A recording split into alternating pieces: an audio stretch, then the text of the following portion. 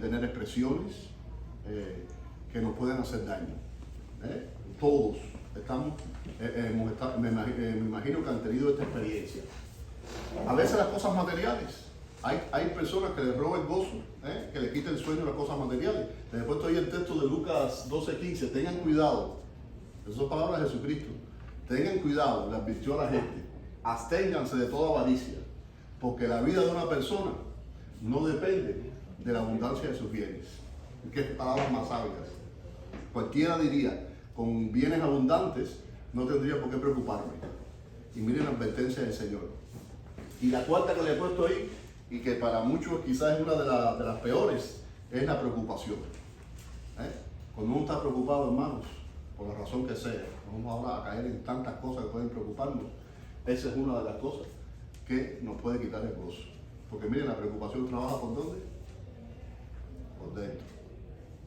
La preocupación trabaja por dentro. Podemos comprar sueño en la farmacia, pero no podemos comprar descanso. Todos estamos expuestos. Y cuando Pablo escribe esta carta, hermanos, hace 2000 años, su situación personal exactamente no era la situación de una persona que tenía gozo, que humanamente podría transpirar tanto gozo, y tanta felicidad y tanta bendición. Vamos a descubrir cuál era el motivo, cuál era la fuente de este gozo para Pablo. Y vamos a descubrir en sus consejos a la iglesia de Filipenses si podemos hacerlo para nosotros hoy también. ¿Cómo comienza Pablo la carta? Dice ahí Filipenses 1, Pablo y Timoteo, se está identificando, él está escribiendo la carta, tenía al lado de él ahí a Timoteo, el siervo de Cristo Jesús, y le está escribiendo a quién, a todos los santos que están en la congregación, en la ciudad de Filipos. Y les digo, hermanos, como les dije anteriormente, Pablo era un hombre que estaba preso. Que Dios nuestro Padre y el Señor Jesucristo les conceda la fórmula paulina por excelencia, la gracia, y con la gracia de Jesucristo, una de las mejores cosas, hermanos, que viene a nuestra vida es la paz. Miren, hermanos, Pablo estaba a kilómetros y kilómetros de distancia. Quise buscar ahí rapidito en la casa de Google Maps, pero como Filipo ya como que no aparece, para decir exactamente, pero estaban bien lejos. Desde Roma, Italia, pasar por Grecia y llegar ahí a la zona norte de Grecia hacia el oeste, estaba lejos. Y sin embargo, estando separados tan pero tan lejos físicamente, para Pablo se sentía que estaba en comunión con esos hermanos de Filipo. ¿Qué cosa es la comunión cristiana? ¿Qué cosa es la comunión? De caer así en muchos términos técnicos. ¿Qué vas a tener comunión?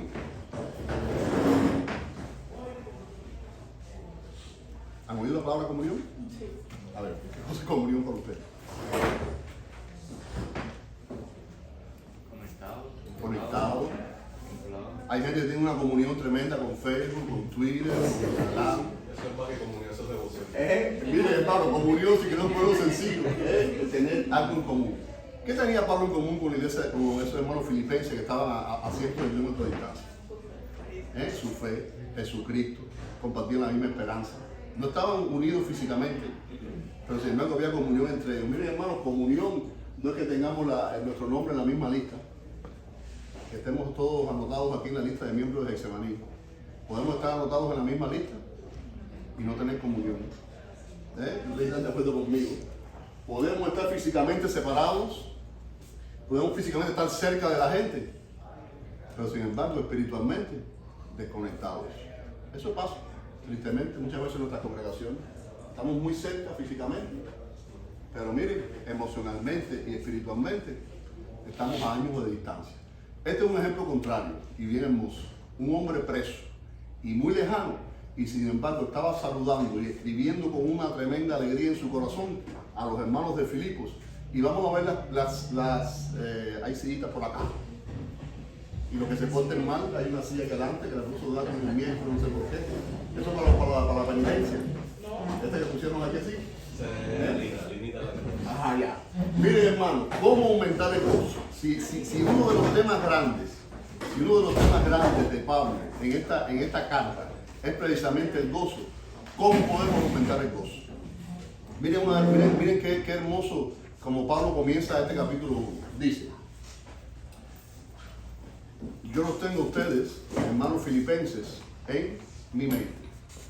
Doy gracias a mi Dios cada vez que me acuerdo de ustedes. Pablo, que diríamos era que tenía la situación difícil y terrible, como con su condición de preso, dice que era el que estaba constantemente acordándose de los hermanos de Filipenses. ¿Pueden compartir conmigo alguna experiencia que les traiga el buen recuerdo a ustedes en su vida? Y después piensen en alguna que sea contable públicamente también, que les traiga mal recuerdo en su vida. A ver, vamos a empezar por la buena. Alguna experiencia que les traiga un buen sabor, un buen recuerdo, que puedan compartirla. Cuando conociste a Lina, ese fue el día donde la aurora vino a tu vida y se descubrieron los cielos allí y viste la luz. Esa es una buena experiencia. A ver, otra buena experiencia que recuerden. A ver, Abrancito, usted me rías mucho. Cuando salí de Cuba. ¿Cuándo qué? Cuando salí de Cuba. Ah, una buena experiencia. Ese día, quiero decirle que yo tuve, mire, cuando yo salí de Cuba, tuve una buena y mala experiencia. La buena es esa de todo el mundo de irse de Cuba.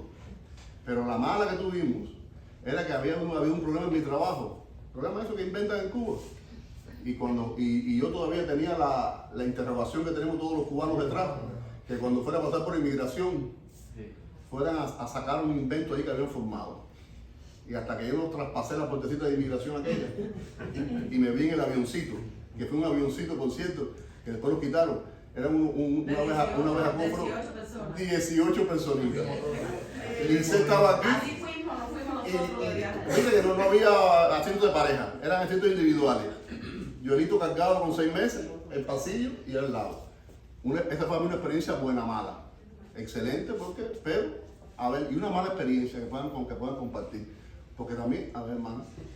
Cuando venía de Santo Domingo, que llegué tarde al aeropuerto y la puerta se cerró delante de mí. Y cantaste la canción esa, la puerta se cerró detrás de mí. Me dulce en que si me quedo o si me voy y qué iba a pasar. ¿Pero eso era para venir a inmigrar para acá? No, para venir ahora. Ok. Pero que a veces tú tienes compromisos ya establecidos que tienes que llegar en ese tiempo. Pero cuando la muchacha me dijo, ya la puerta está cerrada. ¡Qué romántica! Ay, Dios mío, una canción. Eso fue una canción. Quisieras abrir, yo le busqué un sentido espiritual. Digo, ay Señor, que no me digan que la puerta está cerrada cuando yo quiero entrar al cielo.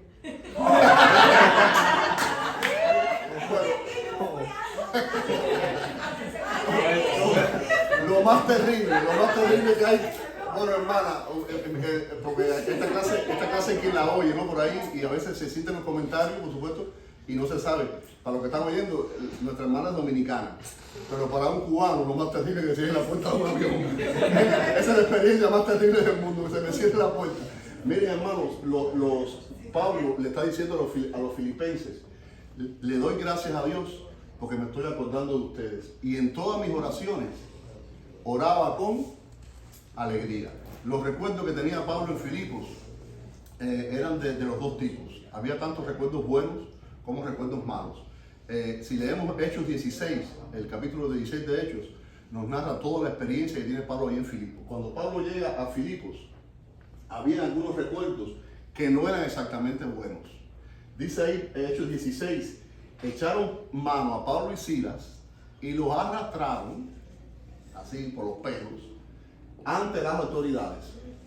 ¿Alguno recuerda el evento que generó este arrastre de Pablo y Silas a la cárcel? ¿La convención de quién? Del presidente. No. Había una muchacha que adivinaba, hija, una esclava, tenía don de adivinación, y detrás de Pablo y Silas, estos son siervos de Dios Altísimo, hasta que un día dice la Biblia así literalmente, Pablo se cansó y se viró y le dijo que salía el espíritu de adivinación de ella. Y cuando los amos vieron que su ganancia se había esfumado, entonces fueron las autoridades y dijeron, miren, estos judíos están aportando la ciudad, y los arrastraron a la cárcel. Dice después el versículo 22, en la multitud se amotinó contra Pablo y Silas, y los magistrados temerosos, entonces parece, dice, le mandaron que le arrancaran la ropa y los azotaran. Dice después de la Biblia, y después de darle muchos golpes, los echaron en la cárcel, y al carcelero le dijeron, custódialos con la mayor seguridad. Y dice que el carcelero, cuando recibió esta orden, los metió en el calabozo interior y les puso los pies en el cepo. ¿Qué tipo de recuerdos eran estos, hermanos? Terribles. Fíjense que habían hecho algo Pablo y Silas para llegar a ese estado, arrancarle ropa, arrastrarlo, golpes, cárcel, en el cepo. Simplemente le había expulsado, allí había expulsado un demonio, un espíritu de dimensión que tenía una muchacha. Y miren dónde paran. Estos recuerdos no eran buenos. Y sin embargo, dice Pablo, cada vez que me acuerdo de ustedes y estoy orando por ustedes, siempre lo hago con alegría. Y si ustedes han participado en el Evangelio desde el primer día hasta ahora, la iglesia de Filipos era una iglesia que había contribuido y había ayudado y había sostenido a Pablo económicamente. En estos primeros tiempos, la única que había dado el paso de sostenimiento económico para Pablo. Ninguna iglesia, se lo puse ahí en negrito, participó conmigo en mis ingresos y gastos, excepto ustedes. Esta congregación Pablo la amaba, hermanos, la tenía en su mente. Pero, dice ahí, conforme habían sido malas las experiencias estas, habían otras experiencias en Filipos que también marcaban el corazón de Pablo. Se las he puesto ahí abajo. Dice que cuando llegaron a la ciudad había una mujer que se llamaba Lidia. Y esta mujer era comerciante y adoraba a Dios. Y dice la Biblia, hermanos, que el Señor le abrió el corazón para que respondiera al mensaje de Pablo. Y dice, fue bautizada con su familia y les dijo, si ustedes me consideran creyente, vengan a mi casa. La primera mujer conversa, allí en esta zona, en Europa. Este era un recuerdo que ya no tenía el tinte terrible de los anteriores. Este era un buen recuerdo para Pablo. Y dice, y aquí te miren el evento de la muchacha. Durante muchos días, la muchacha detrás de ellos, declarando que eran siervos de Dios Altísimo, y dice que Pablo se molestó, reprendió el espíritu y le dijo, en el nombre de Jesucristo, te ordeno que salgas de ella. Y en aquel mismo momento, el espíritu la dejó. Este era otro buen recuerdo para Pablo. Estaba recordando cuando había expulsado este espíritu de adivinación de esta pobre muchacha, que la tenían como un objeto allí sus amos, para que regenerara dinero solamente. Y quizás, uno de los mejores recuerdos que tenía Pablo es el tercero que les pongo ahí. Estando en la cárcel, dice la Biblia, en la cárcel de más adentro, con los pies en el cepo, dice que, recuerdan lo que hacían Pablo y Silas. Dice que cantaban himnos y oraban. Por lo general la cárcel no es el mejor lugar. Por lo menos orar, uno dice, bueno, deja orar, pero cantar. Oiga, me tiene una cosa, a veces hace falta para cantar es tener el espíritu y en un cepo. Y en un cepo.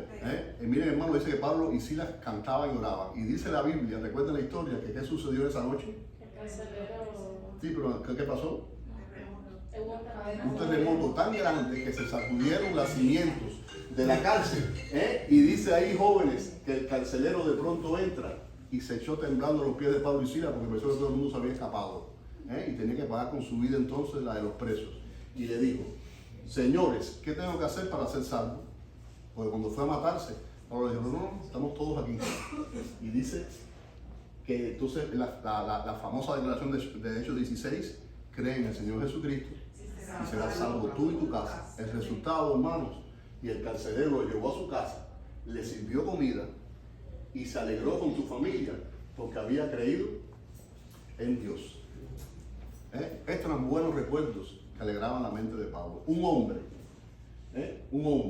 que estaba esperando juicio, un hombre que estaba preso en Roma, un hombre que su suerte pendía de un hilo. Lo encontraron inocente, no había pasado nada. Pero si cuando su caso de examinar el César lo encontraba culpable, tenía las horas contadas el apóstol Pablo. ¿Qué clase de hombre? Estaban en su mente. Pero miren, no solamente en la mente, también vamos a ir un poquito más adentro. Esta congregación de Filipos estaba muy dentro del corazón de Pablo. Dice, es justo que yo piense así de ustedes, porque los llevo en el corazón. Miren qué frase más bonita ahí. Mi corazón es perfecto porque tú estás dentro de él. Parece una frase de enamorado, de esposo a esposa, que es verdad. Pero miren, hermanos, desarrollemos también el amor fraternal. Ustedes tienen que estar dentro de mi corazón también. La necesidad de ustedes tiene que ser mi necesidad. La alegría de ustedes tiene que ser mi alegría. La tristeza de ustedes tiene que ser mi tristeza.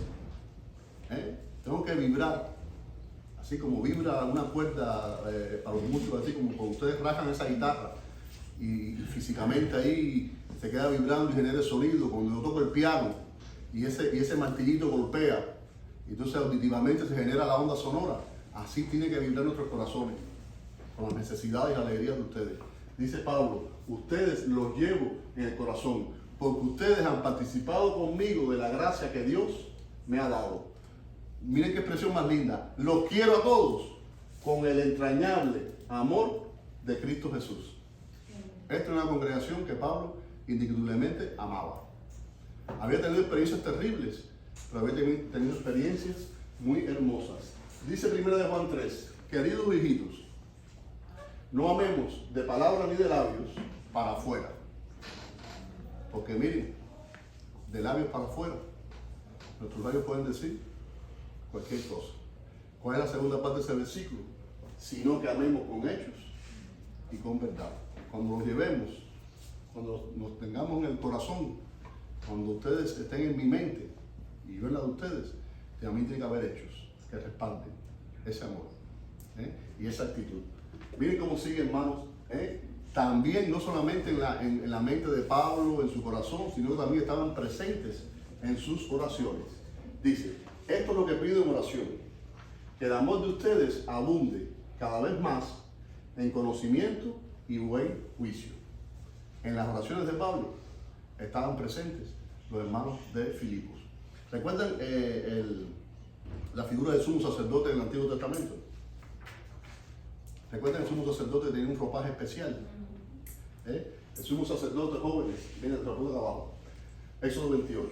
De este modo, siempre que Aarón, que fue el primer sumo sacerdote en Israel, entre al lugar santo, llevará sobre su corazón, en su pecho, había una prenda especial, se llamaba el pectoral, para impartir justicia, y los nombres de los hijos de Israel, para recordarlos siempre delante del Señor. Esta era la túnica, el vestido del sumo sacerdote. Y tenía aquí en su pecho una prenda especial que tenía 12 piedras. ¿Qué significaban esas piedras? Las 12 tribus de Israel. Cuando entraba a la presencia del Señor, en su corazón estaba el pueblo de Israel. Él como intercesor, como sumo sacerdote, estaba presentando delante del Señor al pueblo completo. Tenía de forma simbólica allí las 12 tribus. Entramos jóvenes y adultos a la presencia del Señor con el nombre de mis hermanos así en mi corazón. Los llevo, me llevan ustedes en su corazón delante de la presencia del Señor. O somos hermanos solamente que nos vemos de domingo en domingo, un ratito. Y nos saludamos, nos damos un abracito, nos tomamos el café. Me gustó mucho esta idea. En mi oración, decía Pablo, los filipenses, ustedes están presentes. Así como el sumo sacerdote tenía la responsabilidad de delante del Señor, entrar con las 12 tribus, el pueblo completo, delante de él. Este es el preludio de la carta. Las primeras palabras ahí de presentación y de saludo de Pablo a esta congregación. Se buscan pioneros. ¿Qué cosa es un pionero? Es una mala experiencia, ¿no? Para los que no saben, estos son los famosos pioneritos de Cuba. Y ese es Elian, ¿no? No. Esos pioneritos que cuando yo me di la tarea de buscar imágenes de pioneros, casi todas son de Granma, por supuesto, y de esto. Entonces, una alegría que desborda, esos niños diciendo mil cosas. Los pobrecitos, miren esas paticas flaquitas como las tienen. Están muy alegres, pero están los pobres que ni nada de comer tienen. Así, como es la Cuba real, ¿no? No la Cuba de fotos y la Cuba turística. Él no está para foto ahí. Eso no es normal, ellos están para foto. Bueno, la cámara viene lo dice. Sí, no, miren aquí como está mirando para allá, y aquí medio bravito por acá, y este debe estar dando un discursito ahí porque tiene la boquita media abierta. En Cuba, para los no cubanos, nos ponían una pañoletica, primero era azul, me parece, ¿no? Sí. Y después nos la cambiaban a roja entonces. ¿Qué cosa es un pionero? En quinto también. En quinto nos la cambiaron. A ver, ¿qué cosa es un pionero? A ver, compañero Noelito, ¿qué cosa es un pionero? Seguidores de... Un pionero, no, ese Iniciador, eso el que inicia algo. Inicia. Vamos a ver, porque ahora Pablo usa una palabra que en nuestras vidas no está traducida ni mucho menos como pionero, pero lo que está detrás es pionero. Jóvenes, volvemos a lo mismo. Esta situación de Pablo, diríamos extrema. Miren ahora las palabras que vienen. Hermano, quiero que sepan, para que no le quedara duda, que a lo mejor había algunos filipenses por allá teniéndole lástima a Pablo. El pobre Pablo, preso en Roma, sin hacer nada malo, el inocente. Le dijo, quiero que sepan, es decir, que a nadie le quede duda, hermanos filipenses, que en realidad lo que me ha pasado, que cualquiera lo vería como una desgracia grande, ha contribuido al avance del Evangelio. Miren ahí qué cuadro más hermoso. Una de las tantas cosas que le pasa a Pablo cuando está ya camino a Roma, que para colmo, diríamos, hasta el barco que iba naufragó. Y llegaron a la isla. ¿A qué isla llegaron? No. Malta. Y tuvieron que esperar que se pusiera bueno el tiempo. 3 meses después estuvieron en Malta inclusive. Quiero que sepan, hermanos filipenses, que lo que me ha pasado ha contribuido al avance del Evangelio. La Reina Valera dice, ha contribuido al progreso del Evangelio. Y tanto el avance o progreso, la palabra que está detrás en griego, es la palabra pionero. Esto que me ha pasado, y se refería más bien a esas personas que en una guerra casi son ingenieros o gente especializada que van explorando el terreno antes que lleguen las tropas. Son los encargados de ver, explorar qué situación hay, qué obstáculos físicos hay, cuál es el mejor lugar, y después que elaboran ese informe inicial, es que entonces se elabora la estrategia. Entramos por aquí, entramos por allá, quedamos por allá. Eso es un pionero. Miren, jóvenes, cómo fue la llegada de Pablo a Filipos. Fue una cosa ahí conducida por el Espíritu Santo. Dice ahí Hechos 16, que el Espíritu Santo le había impedido que predicaran la palabra en Asia. Pablo quería ir al Asia Menor, la actual Turquía, y dice que el Espíritu se los impedía. Dice el versículo 16, estoy hablando, Hechos 16, 7, y el Espíritu no se lo permitió por segunda vez. Y dice que esa noche Pablo tiene una visión. Dice que había un varón macedonio. Macedonio era la provincia griega de Macedonia, donde estaba Filipos, y el varón le decía, puesto en pie, rogándole, pasa a Macedonia y ayúdanos. Y dice la Biblia que Pablo entendió que el Dios quería que fueran a Macedonia, y es que entonces llega a la ciudad de Filipos. Jóvenes, fue un pionero. Llegó allí al lugar donde nadie había llegado. Y la primera conversa en esta región de Asia fue una mujer, Lidia de Tiatira. Miren, jóvenes, muchos hemos oído hablar de Spurgeon. ¿Quién fue Spurgeon? A veces lo hemos citado aquí muchas veces. El príncipe de los predicadores, un hombre que todavía se estudia, se lee en sus sermones. Sin embargo, de Susana Spurgeon, su esposa, yo por lo menos nunca había oído hablar. Spurgeon es que se menciona. Sin embargo, esta mujer ha pasado la historia del cristianismo como una gran mujer. Dice la historia de su vida, de que ella tuvo jimaguas. Fueron los únicos 2 hijos que tuvo fueron unos jimaguas, y parece que no quedó muy bien del parto, y quedó casi que con una condición física que la tuvo postrada casi todo el tiempo de su vida. Y vivió muchos años, porque mire, del 31 a 1903, pero diríamos que casi dice que el gran periodo de su vida en cama, sencillamente. Spurgeon predicando, allí con su vida evangélica tremenda, y esta mujer en la sombra, aparentemente un día le dijo, ¿y qué tal si yo creara algo que después le llamaron el fondo del libro? Se lo puse ahí para ayudar a ministros que no tienen dinero para comprar los libros tuyos, o los devocionales tuyos, o tus sermones. Había muchos pastores que vivían tan estrechos que no podían comprar literatura siquiera.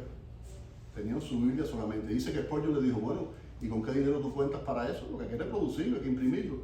Dice que ella tenía un dinerito guardado por ahí, cuando cuenta, le daba para 100 libros nada más. Vamos a empezar con esto. Jóvenes, hermanos de la clase, dice que el Dios puso ahí en la corazón de esta mujer el deseo de hacer este fondo. El dinero, como siempre el Señor se lo multiplicó. Las ofrendas fueron llegando, Y muchos, cientos de predicadores y de pastores que no tenían ni siquiera dinero para comprar un libro teológico, ¿no? de estudio de la Biblia, pudieron hacerlo a través de la idea de esta mujer. Todo un ministerio pionero. Una mujer que estaba gran parte de su vida adulta en cama. El Señor, hermano, puede llevarnos por los caminos que uno menos se piensa. Y en lograr grandes cosas. Miren ahí como dice Pablo, las cadenas de Pablo. Se ha hecho evidente a toda la guardia del palacio y a todos los demás que estoy encadenado por causa de Cristo. Ahí le he puesto una reconstrucción de la guardia pretoriana. Esta es la unidad de élite, allí que tenían a su cargo la seguridad y la vida del César. Hubo algunas veces en la historia de los Césares romanos, como todo, ¿no? Que en la guardia pretoriana hubo un infiltrado, ¿sabes? Y con todo su cuidado hasta al César se la volaron, pero bueno, ellos eran los encargados de que al César no le pasara nada. Toda la guardia de palacio, y no solamente, fíjate el que dice Pablo, y a todos los demás, así que mucha gente allí sabe que estoy encadenado por causa de Cristo. Lo típico era que el soldado se encadenara al preso, como Pablo, y cada 6 horas lo cambiaba. Que decir que 4 veces, 4 hombres en el día tenían la oportunidad de estar viendo un hombre que estaba orando, dictando cartas, hablando de Jesucristo, día tras día, día tras día, día tras día. Bueno, indiscutiblemente, hermanos, tuvo que expandirse el evangelio allí en la misma Roma. Miren, hermanos, a veces el desaliento se extiende rápido. Óigame, cuando hay una papa podrida en un grupo, esa gente puente roto, esa gente que todo lo ve mal, que todo lo pone malo, a veces eso se extiende, ¿no? Rápidamente, así. Pero miren, conforme el desaliento se extiende, también se puede extender el ánimo. Porque miren la declaración de Pablo: gracias a mis cadenas, ahora más que nunca la mayoría de los hermanos se han atrevido a anunciar sin temor la palabra del Señor. Estaba haciendo un ejemplo. Este hombre en cadenas es inocente y dice que sin temor estaban hablando. Jóvenes, podemos tener nuestra vara, nuestro cántaro, puedes tener una onda, puedes tener hasta cadenas. Les he puesto ahí en cosas que tuvieron algunos personajes bíblicos. En todas ellas el Señor las usó. ¿Usó la vara de quién? De Moisés. ¿Usó el cántaro? De la samaritana. No, pero bueno, de la samaritana, pero hubo un juez que con el cántaro hubo victoria para Israel. Gedeón, la onda y las cadenas del mismo Pablo. No piensen, cualquiera diría, una varita frente al faraón, ¿qué cosa es? Un cántaro frente a los madianitas, miles, ¿qué cosa es? Una ondita frente a un gigante filisteo, ¿qué cosa es? Cadenas frente al imperio y la unidad que tenía más, los militares más exitosos que han habido sido los romanos. Hermanos, miren, y sin embargo el Señor lo usó. Con esto termino la clase. Hubo una mujer, Fanny Crosby, ciega, nació con vista, pero a los 6 semanas de edad tuvo un problema allí en su vista. Hubo ahí, maestro, también los años que estamos hablando, 1820, le pusieron allí un remedio de esos caseros, que lo que hizo fue que le afectó el nervio óptico y quedó ciega, desde recién nacida, como bien dice. Y sin embargo, la escritora de himnos más exitosa que ha tenido la himnología cristiana es Fanny Crosby. Si tienen curiosidad, llegan al Linario Bautista allí después. Al final del Linario Bautista hay un índice alfabético, pero hay otro índice que es por autores. Buscan este nombre y van a ver en el Bautista cuántos himnos está la letra de Fanny Crosby. Más de 8.000 himnos y canciones evangélicas. Más de 100 millones de copias. Las cadenas de la oscuridad no ataron a esta mujer. Así que, hermanos, cobremos ánimo. Este es el inicio de la carta, de una carta que transpira gozo, de una carta que nos puede enseñar, inclusive en la situación más difícil, el Señor puede lograr bendición. Vamos a orar.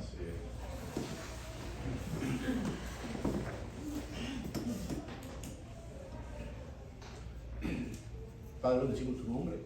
Te damos gracias por la palabra de esta mañana. Que te pedimos que el Espíritu Santo ahora la lleve a la mente, al corazón de estos muchachos, de estos adultos, Padre. Que aprendamos que la situación difícil, la situación que no pueda tener comprensión humana para nosotros, tú puedes tornarla en bendición, tú puedes tornarla en victoria.